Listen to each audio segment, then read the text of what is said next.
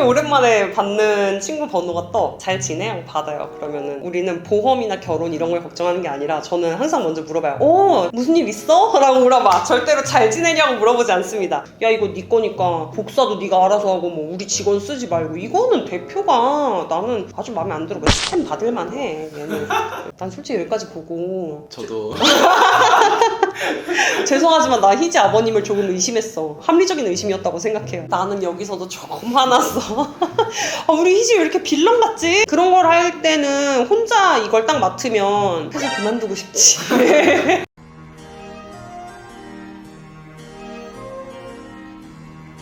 네, 안녕하세요. 오늘은 7화, 8화를 같이 보도록 할게요. 이게 에피소드가 띄엄띄엄 나와가지고 한 번에 이렇게 리뷰를 하기가 좀 어려운 부분도 있는데 어쨌든 잘 한번 해보겠습니다. 되게 생활에서 느끼는 동질감이 컸어요, 이번 화는. 참 얘기하기도 좀 그렇긴 한데 내가 이제 거래처 여자를 잠깐 만났는데 알고 보니까 유부녀더라고.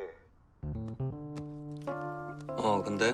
아니 뭐 아무튼 이제 그래서 그 남편이 우리 회사에다가 내가 불륜남이라고 소문을 냈는데 야 이거 소문 퍼지는 것 좀 막을 방법이 없냐? 뭐 물리적으로 막긴 어렵겠지. 일일이 쫓아다니면서 입을 막을 수도 없을 거고.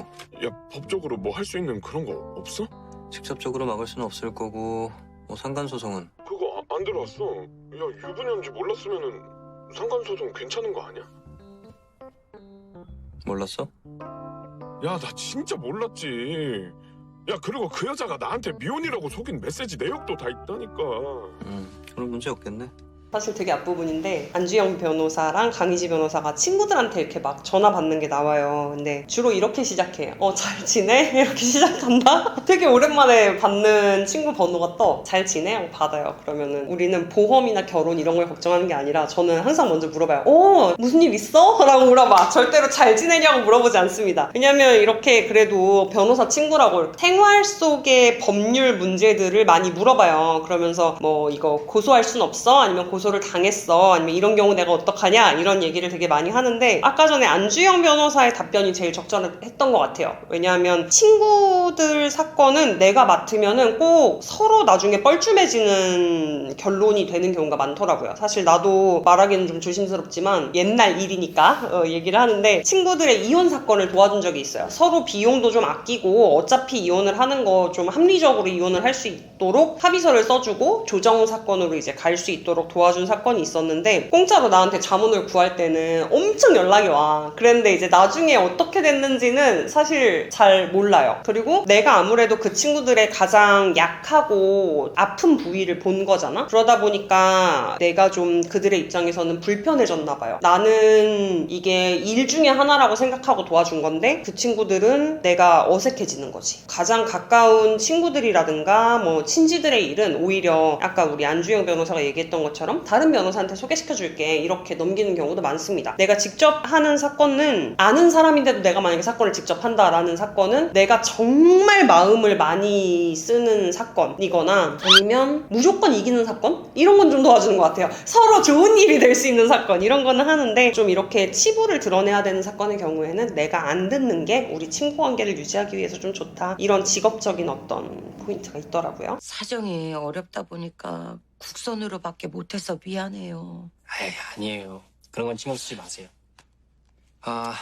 사기 방조 혐의로 기소되셨는데 이거 뭐 때문에 기소되신 줄은 알고 계시죠?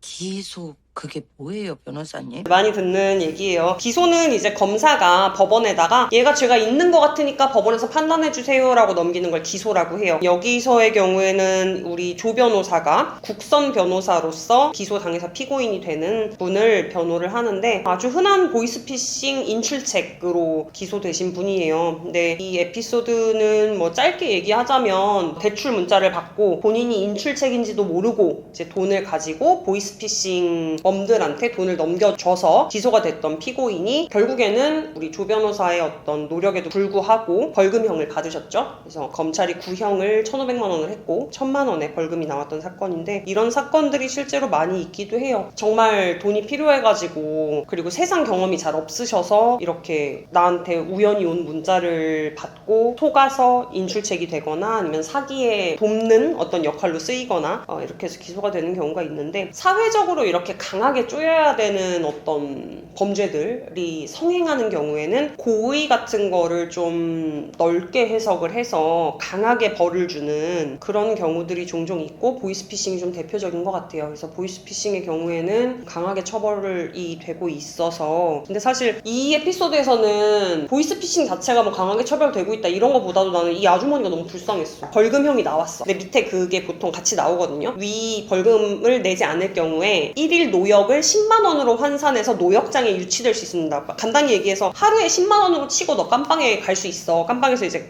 강제 노동을 할 수 있어. 이런 얘기거든요. 근데 그걸 듣고 이 아주머니가 되게 좋아하시잖아. 나 1,000만 원 안 내도 되죠? 막 그러면 내가 들어가서 이거를 할 수 있네요. 그리고 몸으로라도 갚을 수 있네요. 이렇게 막 좋아하신단 말이야. 그러니까 진짜 벌 받아야 될 우리 기억나나요? 수길이?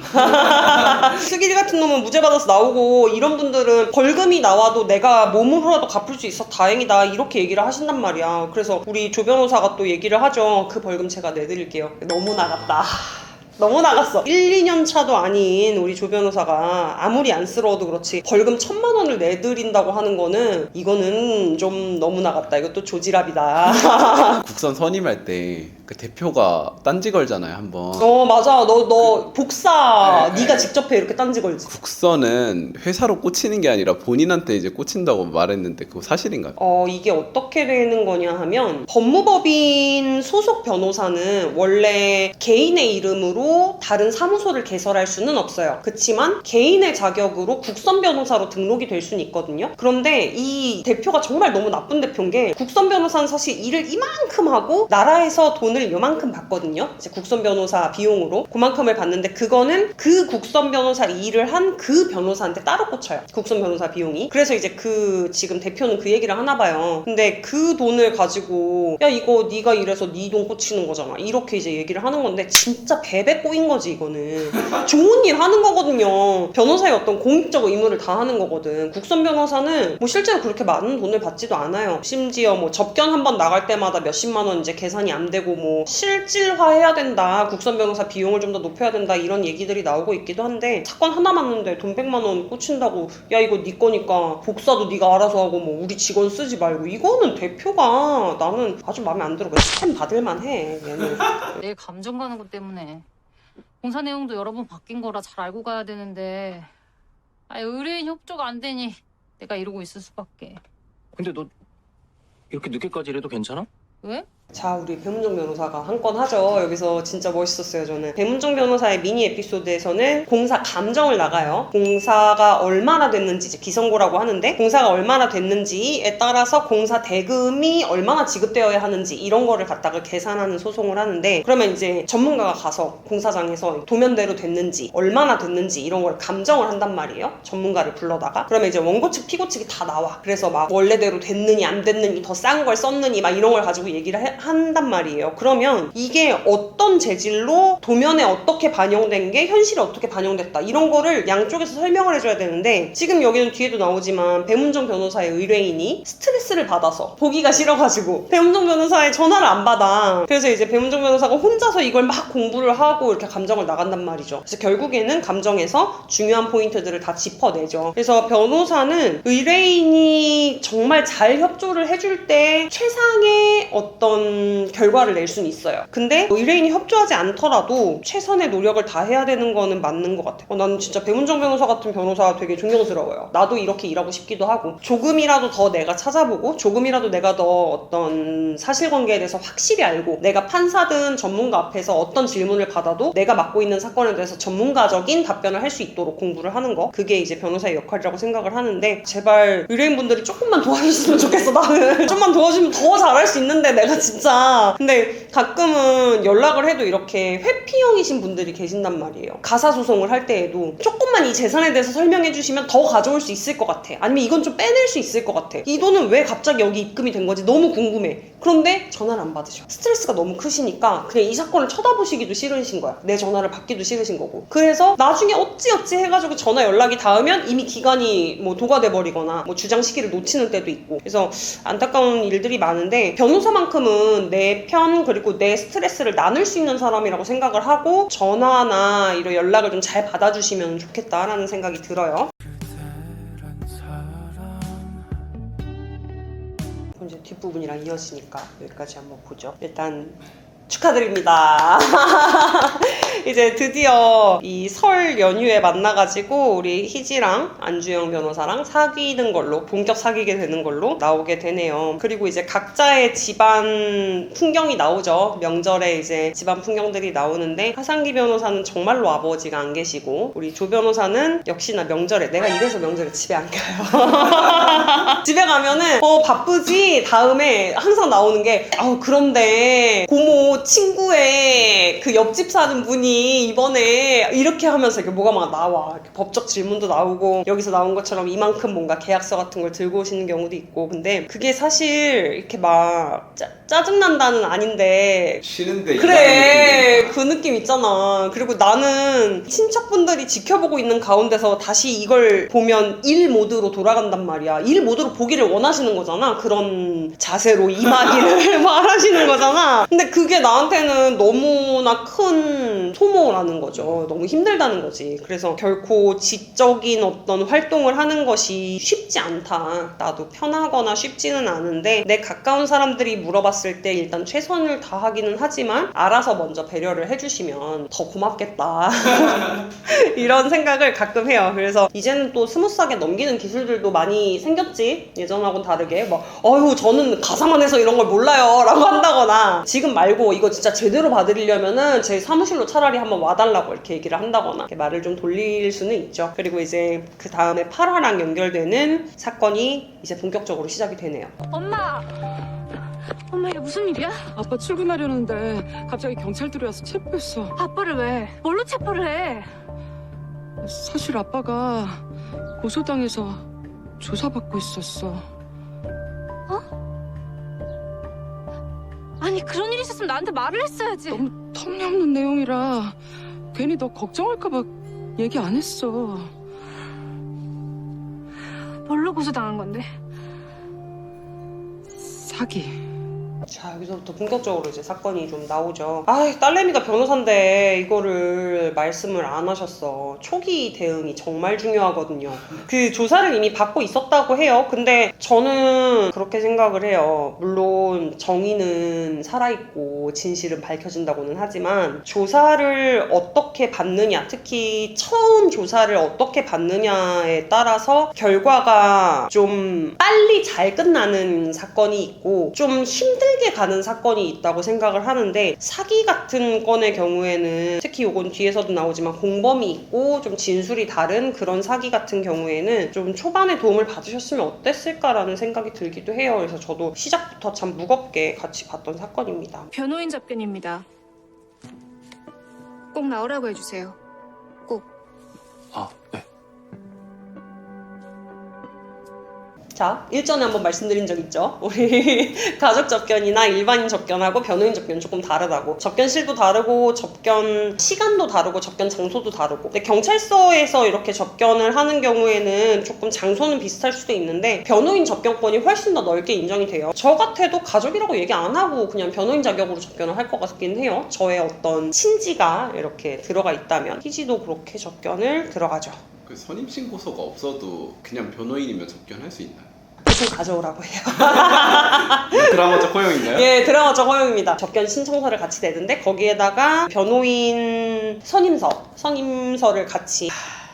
드라마적 허용이에요. 사업하는 사람이 어떻게 현금으로 9억 원을 빌려줍니까? 나 그래서 여기서 너무 답답하더라고. 이게 뒤에서 진술이 이제 갈리잖아요. 최성미 씨, 그러니까 공범으로 지목받은 사람이랑 진술이 갈리는데, 희지 아버님은 자기는 사기 범죄를 몰랐고 자기가 저지른 것도 아니다. 그냥 최성미가 사람들한테 뭐라 얘기를 하길래 옆에서 좀 거들었을 뿐이다. 그리고 9억이 왔다 갔다 한 거는 내가 그 사람한테 투자금을 건너받은 게 아니라 내가 빌려줬던 돈을 돌려받은 거다라고 얘기하는데, 차용증도 없어. 심지어 이체 내역도 없어. 그럼 누가 믿어요? 그냥 장사하시는 사람이 이렇게 하면 안 되지. 자, 우리 PD님 어떻게 생각해요? 차용증 차용증은 근데 보통 돈 갚는다고 돌려주나요? 그러니까 거기서부터 이상하잖아. 그러니까 돈 받은 건 받은 거고 그냥 서류는 서류대로 보관하면 되는. 그러면 우리 돈을 받을 때 내가 빌려준 돈을 다시 돌려받을 때 우리가 뭘 받아야 될까? 영수증? 그치, 영수증 받아야지. 자, 내가 돈을 빌려줬어요. 그러면은 내가 돈을 돌려받았어. 그러면은 영수증을 쓰면 돼요. 내가 그 사람한테는 몇 월 며칠 날 얼마를 너로부터 뭐 받았고 전액 변제되었습니다 라고 영수증을 써서 넣어주고, 그 다음에 하나 영수증은 나 갖고 이렇게 중간에 간인해가지고 이렇게 처리를 하면 가장 깔끔하죠. 그리고 차용증은 어차피 썼던 게 나한테 있든 너한테 있든 둘 다 있든 원본은 어차피 가지고 있으면 되는 거고. 여러분, 자문이 필요할 때가 있습니다. 잘 모르시겠으면 아니면은 조금 뭔가 불안하다 싶으면은 이래서 법적인 자문이 좀 필요한 것 같아요. 조언을 얻어서 이런 거는 간단하게 쓸 수 있는 거, 영수증 그 도장 찍힌 거 손바닥만한 종이 하나 가지고도 요거는 증명이 충분히 될 수 있었던 사건이란 말이죠. 그리고 웬만하면 절대로 현금으로 다액을 상대방한테 빌려주면 안 됩니다. 이거는 나중에 세무적으로도 문제가 될 수 있을 뿐더러 이렇게 기록이 안 남아버리면 상대방이 나쁜 마음을 먹으면 이거 어떻게 잘못 써먹을지 모르는 일이에요. 그래서 최정미 씨랑 결론은 이제 진술이 갈린다는 거였어요. 안주형 변호사가 아버님의 얘기를 들었고, 우리 배문정 변호사가 공범 최 씨의 얘기. 여기까지 보고 저도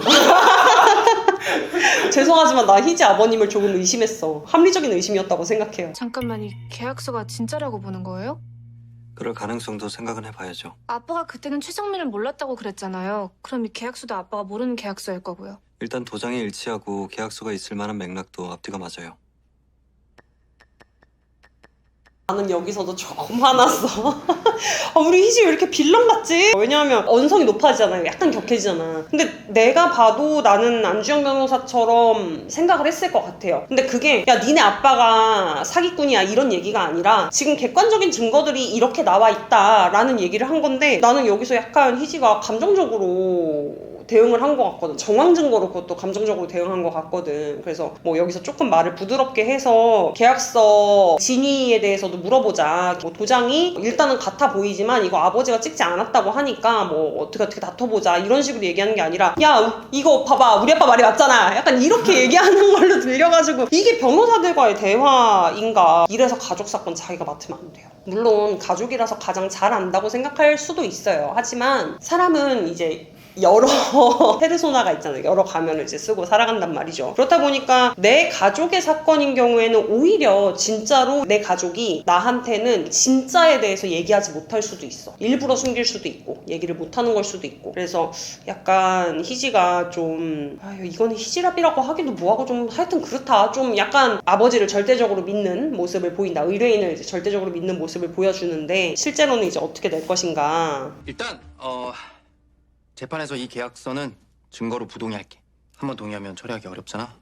증거 인무서는 내가 작성할 테니까 그렇게 하자. 변호사가 지금 5명이 붙었어요. 초호화 변호인단 아닙니까? 근데 이제 변호사가 많이 붙으면 좋은 거냐? 이건 절대 아니라고 봐요. 절대. 진짜 이걸 변호사들이 나눠서 해야 될 만큼 사건이 복잡하고 크고 긴 기간에 걸쳐서 일어난 사건도 있어요. 예를 들어 엄청난 단위의 횡령이라던가 이런 거는 금융기록만 해도 막 이만큼 쌓인단 말이야. 그런 걸 할 때는 혼자 이걸 딱 맡으면 회사 그만두고 싶지. 그런 거는 이제 어쏘가 나눠가지고 일을 할 수 있는데, 요런 사실상 조금 단순한 사건의 경우에는 여러 사람이 들러붙었을 때에 오히려 집중도가 좀 떨어지는 것 같아요. 분석도 사실 한 사람이 다 하는 게 차라리 낫고, 의견은 좀 여러 군데서 수렴은 하되, 근데 뭐 증거 인부서 그 몇 장 안 되거든. 증거 나온 거에 이 증거에 뭐 동의한다, 이 증거는 쓰지 마라, 뭐 다시 다툰다, 뭐 이런 거를 OX 쳐가지고 내는 건데, 증거 인부서 뭐 몇 장 한다고 증거 인부서 얘가 쓰고 뭐 너는 뭐 쓰고 이거 약간 드라마적 허용이다. 그래서 이렇게 뭐 원하시는 분들도 사실 계세요. 뭐 돈을 더 낼 테니까 변호사 한 명 더 붙여주세요. 이럴 수도 있어요. 그리고 어떤 유명인들의 사건 같은 경우에는 가끔 그렇게 뉴스가 나오기도 하죠. 무슨 전관 출신 7명 초호화 변호인단 막 이렇게 나오잖아. 다수의 변호사가 양질의 변호를 뜻하는 건 아니다. 절대로. 그래서 사건의 경중이라든가 사건의 어떤 난이도에 따라서 오히려 한 사람이 집중적으로 보고 이제 서포트를 좀 받는 식으로 하거나, 아니면 아예 능력 있는 한 사람이 깊이 그 사건을 파는 게 좋은 사건이 저는 좀 더 많다고 생각을 합니다. 이 사건은 사실 그런 사건인데 우리 5명이 협업하는 모습을 보여줘야 되기 때문에 드라마적으로 허용을 한 것 같아요. 사업자 등록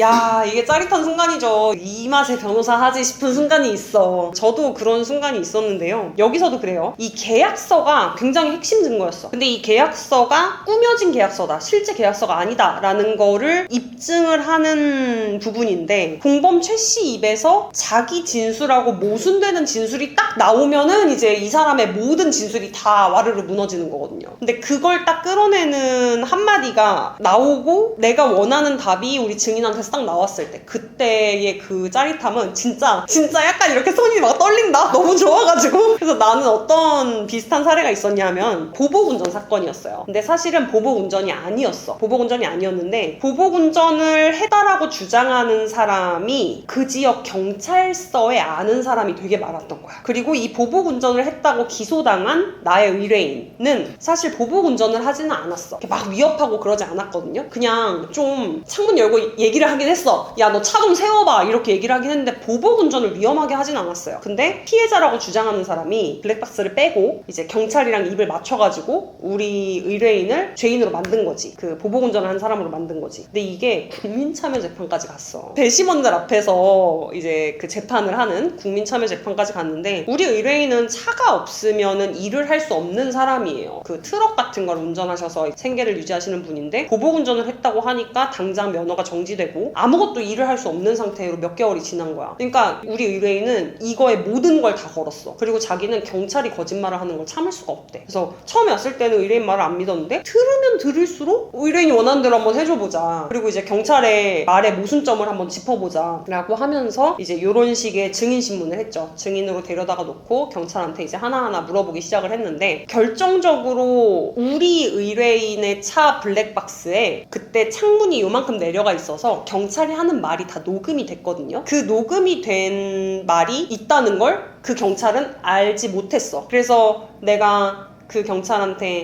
피해자랑 아는 사이신가요? 이렇게 물어보면서 시작을 했죠. 아니요, 전혀 모릅니다. 그러면 뭐 처음 신고하러 왔을 때 얼굴을 처음 본 건가요? 뭐 그렇습니다. 뭐 이렇게 얘기를 해요. 근데 그 얘기를 다 진행하고 나서 제가 그러면 블랙박스에 녹음된 자료가 하나 있는데 그거 들어보시고 계속 증언 이제 들어보겠습니다 라고 하고 딱 그걸 틀었거든요. 근데 피해자랑 같이 얘기하는 게 나온 거야. 그 열려진 창틈 사이로 우리 의뢰인 블랙박스에 그게 녹음이 된 거야. 야, 저 새끼 한번 뭐 혼쭐 내봐? 야, 내가 그래도 여기 그래도 지구대 나 딱 있을 때 이럴 때 써먹어야지, 이런 얘기를 하는 게 녹음이 다 된 거야. 그러니까 앞에서 그 사람이 말한 모든 사실관계가 다 깨지게 되는 거고, 이제 피해자가 말한 것도 이런 식으로 다 깨나갔죠. 근데 그 순간의 짜릿함은 안 겪어본 사람은 몰라. 내가 원하는 대로 대답이 딱 나올 때의 그 쾌감, 그리고 내가 핵심 증거, 이걸 뒤집을 수 있는 증거를 내놨을 때나, 여기 같은 경우는 세금 계산서가 되겠죠. 이런 걸 딱 내놨을 때의 그 표정, 그 증인의 표정, 그런 걸 보면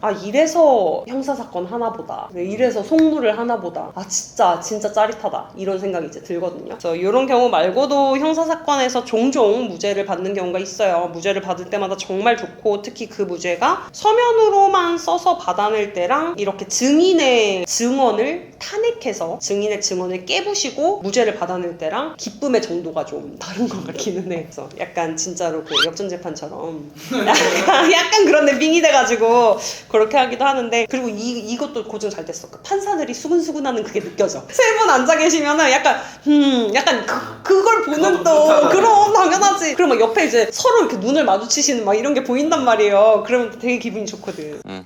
무슨 일이에요? 저 대표님, 그 출산휴가나 육아휴직은 어떻게 하면 되나요? 글쎄요. 그런 게 있었던 적이 없는 것 같은데. 한 번도 없었나요? 네, 보통은 그냥 퇴사했는데. 왜요? 임신했어요?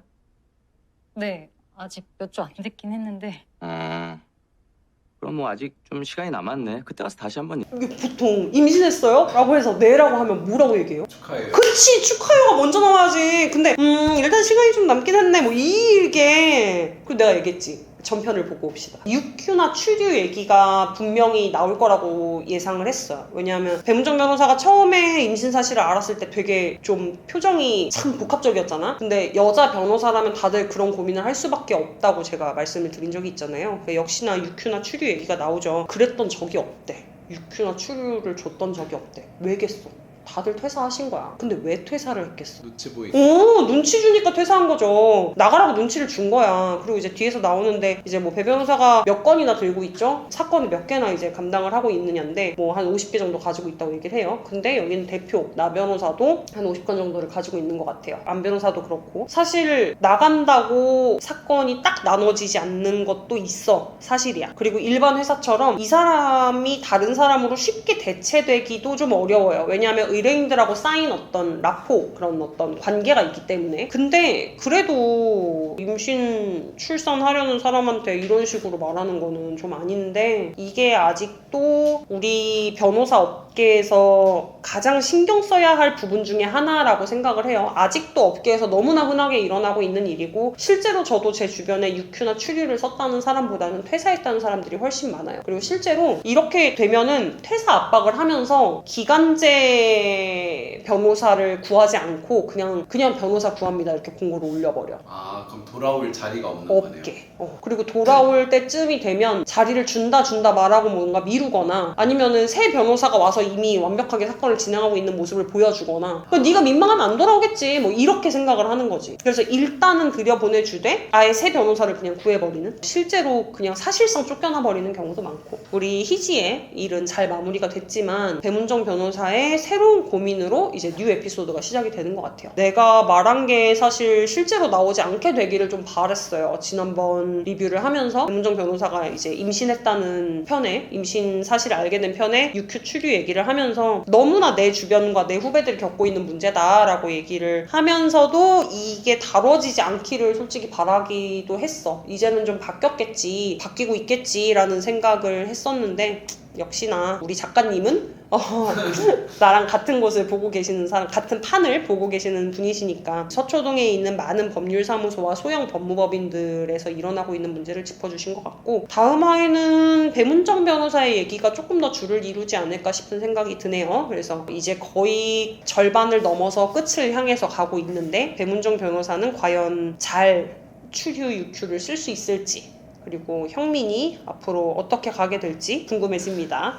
저는 드라마가 진행이 될수록 좀 더 안정화된다는 느낌이에요. 에피소드들 완성도도 그렇고, 뭐 긴 에피소드 사이사이에 작은 에피소드들이 끼어 들어가는 것도 그렇고, 보기가 좀 점점 편해지고 있는 것 같아요. 그리고 공감되고 있는 부분도 그렇고, 이렇게 좀 짜릿한 거 같이 느낄 수 있는 포인트들도 잘 집어주셔가지고 이번 화도 역시나 재밌게 봤습니다. 배문정 변호사가 다음 화에는 어떻게 될지 또 기다려보도록 하겠습니다. 네, 감사합니다.